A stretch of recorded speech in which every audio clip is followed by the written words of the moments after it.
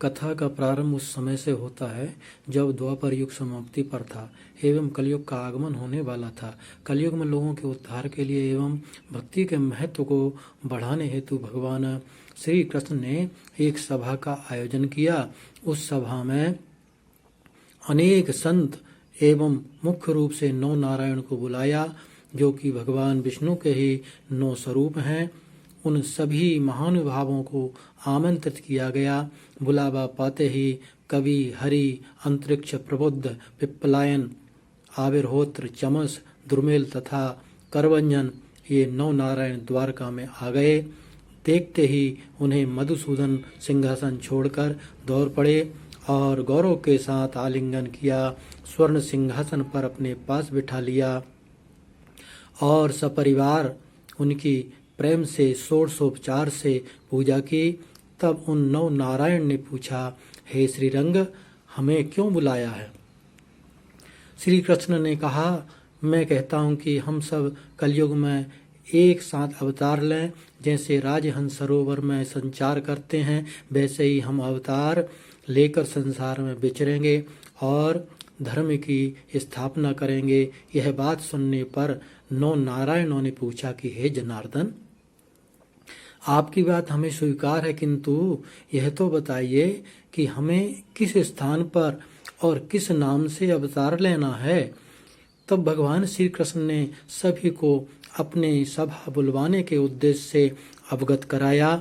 इसके साथ ही वहां उपस्थित सभी संतों एवं महात्माओं को कलयुग में किस रूप में अवतार धारण करके धर्म कार्य करना है, ये भी सविस्तार बताया। श्री कृष्ण ने कहा, 9 नारायण में से कवि नारायण को मच्छिंद्रनाथ, हरि नारायण को गोरखनाथ, अंतरिक्ष नारायण को जालेंद्रनाथ, प्रबुद्ध नारायण को कानिफनाथ, पिप्पलायन नारायण को चरपटीनाथ, आविर्होत्र नारायण को बटसिद्ध नागनाथ, दुर्मण नारायण को भर्तरीनाथ, चमस नारायण को रेवणनाथ एवं करभंजन नारायण को गहनी नाथ नाम से अवतार लेकर नाथ संप्रदाय का प्रचार प्रसार करने का आदेश दिया। समय समाप्त होने के पश्चात सभी देव, ऋषि एवं महात्मागण अपने अपने स्थानों को लौट गए। 9 नारायण ने भी द्वारका से मंदराचल पर्वत की ओर प्रस्थान किया एवं योग समाधि धारण कर कलयुग में अपने अवतार लेने की प्रतीक्षा करने लगे। यही 9 नारायण कलयुग में 9 नाथों के रूप में प्रसिद्ध हुए, जिनके चरित्र का वर्णन नवनाथ भक्ति सार के 40 अध्यायों में किया गया है।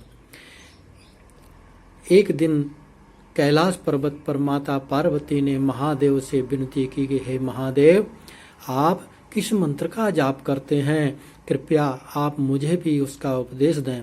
महादेव ने यमुना नदी के तट पर एकांत स्थान में जाकर माता पार्वती जी को ब्रह्म ज्ञान का उपदेश देकर बीज मंत्र बताया। एक बार उनसे पूछा था, हे पार्वती, मैंने आपको जो भी बताया उससे आपको क्या बोध हुआ? माता पार्वती के कुछ बोलने से पहले ही नदी से एक ध्वनि आई, सर्वत्र एकमेवाद्वितीयं ब्रह्म। ये ध्वनि सुनकर माता आश्चर्यचकित हो गईं। अंतर्ज्ञान से सत्य जानकर महादेव माता पार्वती से बोले, पूर्व काल में उपरचर वसु अपने विमान से आकाश मार्ग में गमन कर रहे थे। उसी समय वहां उर्वशी अप्सरा को देखकर वे काम वासना से व्याकुल हो गए एवं उनके वीर्य का एक अंश यमुना नदी में गिरा।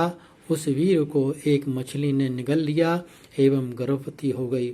उसके गर्भ में कवि नारायण ने संचार किया और मैंने आपको जो उपदेश दिया था उसने सुन लिया। ये उसी की ध्वनि थी। फिर महादेव ने कवि नारायण से कहा, हे कवि नारायण, आप बद्रिकाश्रम पधारें। वहां मैं आपको भगवान दत्तात्रेय से उपदेश दिलवाकर कृतार्थ करवाऊंगा। कुछ समय बाद उस मछली ने अंडे दिए एवं उन अंडों को वह यमुना के तट पर छोड़ गई। उनको खाने की मनसा से कई बगलों ने उन्हें तोड़ दिया।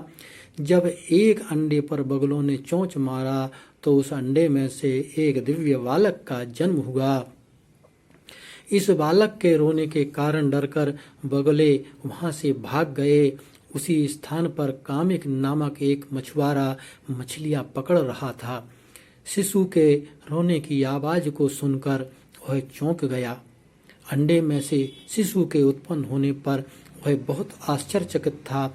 उसने सोचा, बालक यह नासमझ है, हिंसक पशु खा जाएगा। ऐसा विचार उठते ही देवताओं ने आकाशवाणी की, कामिक तुम अपने घर इस बच्चे को ले जाओ। अरे यह तो कभी नारायण मछली के पेट से उसका जन्म हुआ। इसका नाम मच्छंदर रखना, यह संसार में प्रसिद्धि पाएगा। यह बहुत बड़ा योगेंद्र है और संसार से तारने वाला है। संदेह अपना त्याग कर इसको घर ले जाओ। यह देववाणी सुनकर बच्चे को गोद में उठा लिया। कामिक निसंतान था, अतः उसने शिशु को घर ले जाकर अपनी पत्नी को सौंप दिया एवं उन्होंने उसे देवताओं का वरदान समझकर अपने बालक की तरह पालना प्रारंभ कर दिया। उस मछुआरे ने बालक का नाम मच्छंदर रखा। समय के साथ साथ बालक मच्छंदर भी बड़ा हो गया। जब 5 साल का हुआ तब वह अपने पिता के साथ मछली पकड़ने गया, किंतु जाल में फंसी मछलियों को तड़पता देखकर मच्छंदर को उन पर दया आ गई और उन्हें टोकरी में डालने की बजाय एक एक करके वापस नदी में छोड़ने लगा। ये देखकर कामिक बहुत क्रोधित हुआ। उसने मच्छंदर को डांटते हुए कहा कि इन मछलियों पर यदि दया दिखाओगे तो क्या आप भीख मांगकर पेट भरोगे?